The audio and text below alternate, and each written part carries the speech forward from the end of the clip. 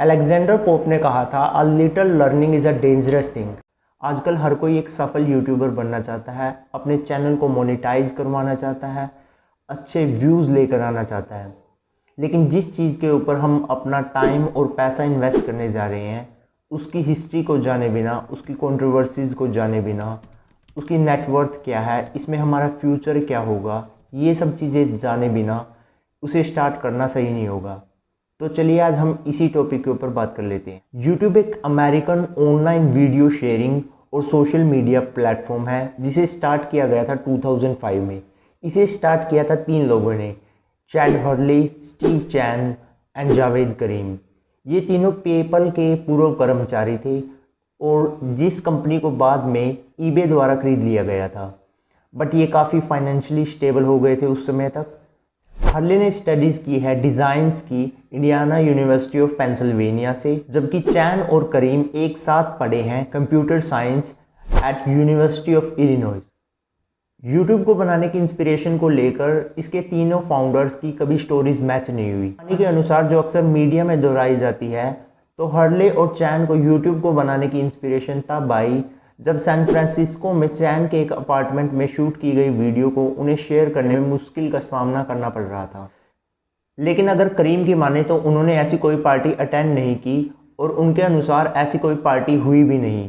बाद में चैन ने इसके ऊपर कमेंट किया कि ये मार्केटिंग स्ट्रेटजीज़ के लिए बनाई गई एक स्टोरी थी। वहीं अगर करीम की माने तो यूट्यूब को बनाने की असली इंस्पिरेशन उन्हें सुपर बोल 38 हाफ टाइम नामक एक शो में हुई कंट्रोवर्सी के दौरान हुई, जिसमें जैनेट जैक्सन का एक ऊप्स मोमेंट हो गया था और साथ में 2004 में इंडियन ओशन में आई सुनामी से रिलेटेड उन्हें इनफ वीडियोस नहीं मिल रही थी। चैन और हर्ले ने बताया कि यूट्यूब एक ऑनलाइन डेटिंग वेबसाइट हॉट और नोट से इंस्पायर्ड हुआ था और बेसिकली ये उसका वीडियो वर्जन था, जिसके लिए उन्होंने क्रैगलिस्ट, जो कि एक अमेरिकन एडवर्टाइजमेंट वेबसाइट थी, उसके ऊपर $100 पे किए थे अट्रैक्टिव वुमेन्स को अपनी वीडियोस को यूट्यूब के ऊपर अपलोड करने के लिए।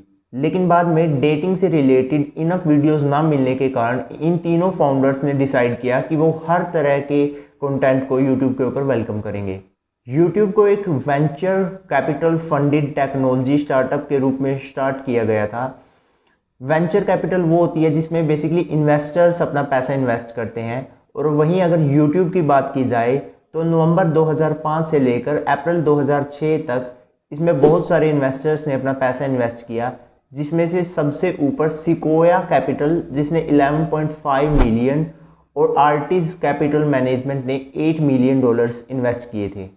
यूट्यूब का पहला हेडक्वार्टर सैन मैटियो कैलिफोर्निया में एक जापानीज रेस्टोरेंट पिज़्ज़ेरिया के ऊपर वाले फ्लोर पर हुआ करता था। वहीं अगर यूट्यूब पर अपलोड की गई पहली वीडियो की बात की जाए तो 23 अप्रैल 2005 को इसी के को फाउंडर जावेद करीम की एक वीडियो इसके ऊपर सबसे पहले अपलोड की गई थी, जिसमें जावेद करीम सैन डिएगो के एक जू में दिखाई देते हैं, जिस वीडियो का टाइटल है मी एट द जू, और वो आज भी यूट्यूब के ऊपर अवेलेबल है।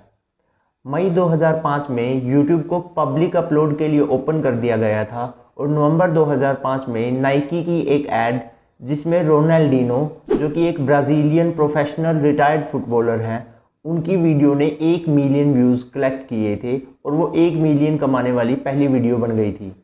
यूट्यूब को ऑफिशियली दिसंबर 15, 2005 में लॉन्च किया गया था और उस समय तक यूट्यूब एक दिन में 8 मिलियन व्यूज़ गेन कर रही थी।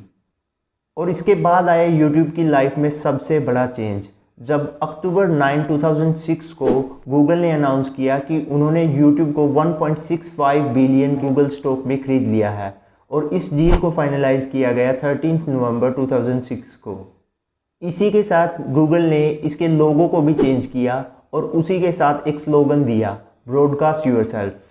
2007 में द डेली टेलीग्राफ न्यूज़पेपर ने लिखा कि इस समय यूट्यूब उतना बैंडविड्थ कंज्यूम कर रहा है जितना इंटायर इंटरनेट करता था ईयर 2000 में।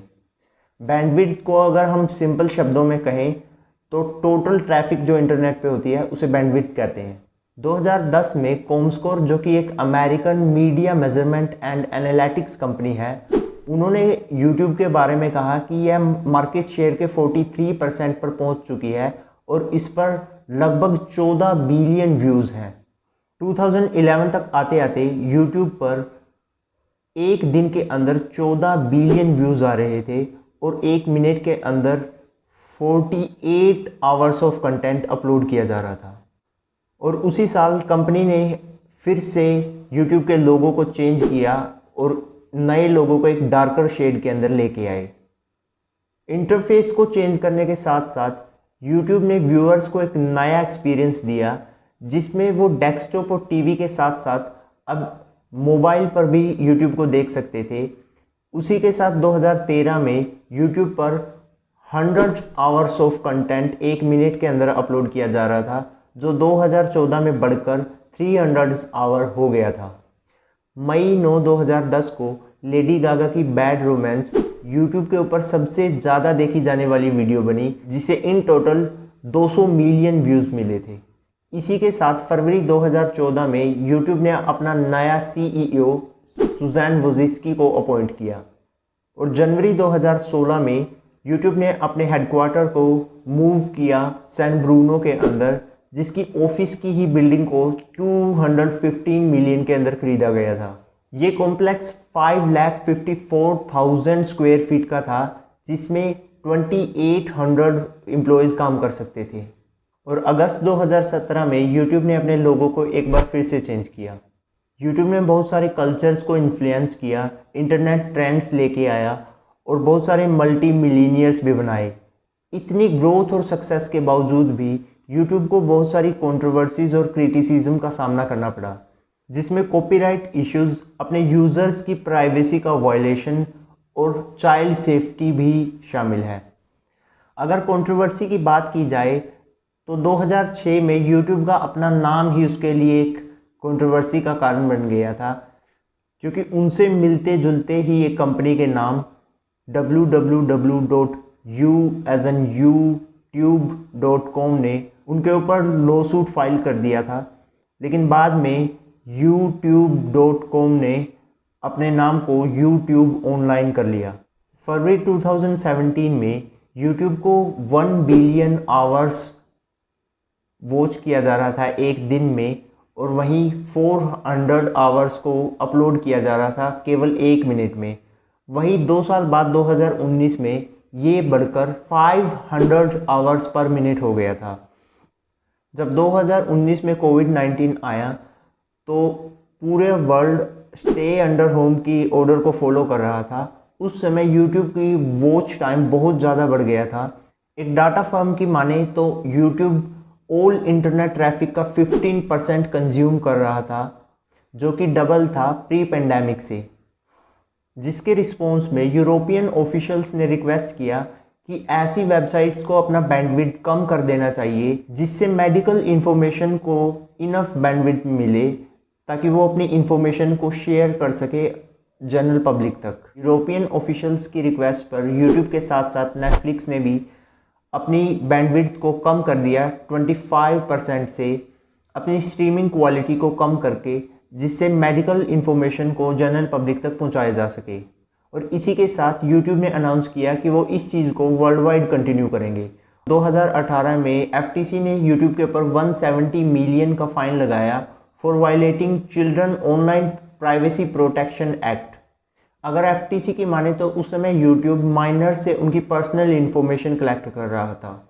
इसीलिए यूट्यूब ने 6 जनवरी 2020 को मेड फॉर किड्स नामक सिस्टम को यूट्यूब के अंदर ऐड किया। इसी के साथ 2021 में यूट्यूब ने यूट्यूब किड्स ऐप को लॉन्च किया, जिसे पेरेंट्स के द्वारा सुपरवाइज भी किया जा सकता है। 2021 में ही यूट्यूब ने टिकटॉक जैसी ऐप से कंप्लीट करने के लिए यूट्यूब शॉर्ट्स को लॉन्च किया, जिसकी वजह से यूट्यूब के बहुत सारे डिस्प्यूट हो गए थे टेक कंपनीज़ के साथ, और उसी की वजह से 2018 और 19 में लगभग 1 साल के लिए यूट्यूब ऐप अमेज़ॉन फायरफॉक्स के ऊपर भी अवेलेबल नहीं थी। इसी के साथ साथ 2020 में roku ने भी यूट्यूब टीवी ऐप को अपने स्ट्रीमिंग स्टोर से हटा दिया था। नवंबर 2021 में यूट्यूब ने पब्लिक डिस्प्ले से डिसलाइक काउंट को भी रिमूव कर दिया। इसका रीज़न देते हुए यूट्यूब ने बताया कि लोग इसे as a form of cyber bullying and crowd voting use करते हैं। बहुत सारे यूज़र्स ने इसकी प्रशंसा करते हुए कहा कि इससे ट्रोल्स डिस्करेज होंगे, जबकि बहुत सारे यूज़र्स का ये भी मानना था कि ये गलत है क्योंकि इसकी वजह से उन्हें क्लिक बेट वीडियोज़ को पहचानने में मुश्किल होगी। वहीं कुछ लोगों का मानना था कि यूट्यूब से डिसलाइक काउंट को हटाने का रीज़न यूट्यूब रिवाइंड 2018 वीडियो थी, क्योंकि वो इस प्लेटफॉर्म के ऊपर मोस्ट डिसलाइक्ड वीडियो बन चुकी थी। यूट्यूब के ही को फाउंडर जावेद करीम ने इसे एक स्टूपिड आइडिया दिया और इसके ऊपर अपना रिएक्शन भी दिया। वहीं जनवरी 25, 2022 को यूट्यूब की सीईओ सुज़ैन वोजोस्की का एक रिएक्शन आया। उन्होंने अपने एक लेटर में लिखा कि ये कंट्रोवर्शियल डिसीज़न था, लेकिन वो इस डिसीज़न के ऊपर खड़ी रहेंगी क्योंकि इससे डिसलाइक अटैक कम होता है। आपको लगता होगा कि यूट्यूब जैसी एक simple video sharing application world के हर कोने में अवेलेबल होगी, लेकिन ऐसा नहीं है। यूट्यूब बहुत सारी कंट्रीज़ में बैन है, जैसे China, Iran, north Korea, south Sudan, Turkmenistan और भी बहुत सारी कंट्रीज़, और इसके रीज़न्स अलग अलग हैं। इतनी सारी कंट्रोवर्सीज और क्रिटिसिज्म के बावजूद आज यूट्यूब को 17 साल पूरे हो चुके हैं। यही नहीं, यूट्यूब की रिपोर्टेड रेवेन्यू जहां 2020 में 19.8 बिलियन थी, वहीं 2021 में बढ़कर ये 28.8 बिलियन हो चुकी है। इस पर 500 आवर्स पर मिनट से भी ज़्यादा का कंटेंट अपलोड किया जा रहा है और ये लगातार ग्रो कर रही है। तो इस हिसाब से YouTube के ऊपर अच्छे कंटेंट बनाने वालों का फ्यूचर ब्राइट ही होगा। आई होप आपको ये वीडियो पसंद आई होगी। अगर पसंद आई तो वीडियो को कर दीजिए लाइक, कमेंट करके आप अपनी एडवाइस भी मुझे दे सकते हैं। चैनल को सब्सक्राइब करना मत भूलिए। मिलते हैं नेक्स्ट वीडियो में।